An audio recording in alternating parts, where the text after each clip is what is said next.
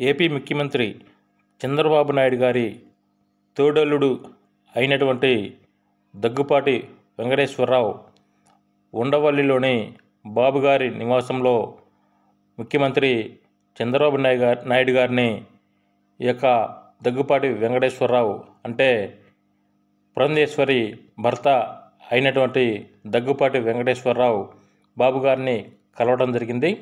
అయితే చంద్రబాబు నాయుడు గారు మరియు దగ్గుపాటి వెంకటేశ్వరరావు గారి యొక్క కలయిక రాజకీయంగా దుమారమే రేపుతున్నది.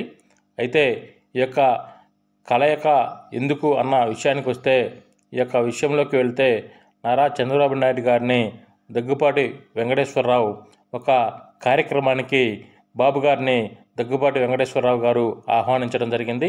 అయితే ఈ యొక్క కార్యక్రమం ఏంటి అనే విషయానికి వస్తే, దగ్గుపాటి వెంకటేశ్వరరావు ఒక పుస్తకాన్ని రచించడం జరిగింది.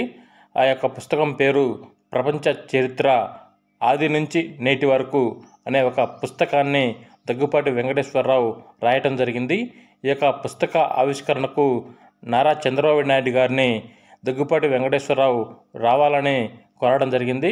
అయితే ఈ యొక్క పుస్తక ఆవిష్కరణ మార్చి 6వ తారీఖున విశాఖపట్నంలో ఈ యొక్క దగ్గుపాటి వెంకటేశ్వరరావు రచించిన ప్రపంచ చరిత్ర ఆది నుంచి నేటి వరకు అనే పుస్తక ఆవిష్కరణకు నారా చంద్రబాబు నాయుడు గారిని దగ్గుపాటి వెంకటేశ్వరరావు ఆహ్వానించడం జరిగింది.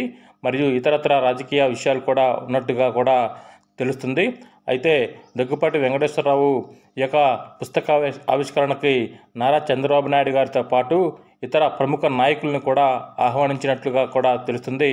ఆ ప్రముఖ నాయకుల్లో మాజీ ఉపరాష్ట్రపతి వెంకయ్య నాయుడు గారు మరియు ప్రస్తుత ఆర్థిక శాఖ మంత్రి, సెంట్రల్ ఆర్థిక శాఖ మంత్రి నిర్మలా సీతారామన్ని కూడా దగ్గుపాటి వెంకటేశ్వరరావు ఈ యొక్క పుస్తక ఆవిష్కరణకు ఆహ్వానించినట్టుగా కూడా తెలుస్తుంది.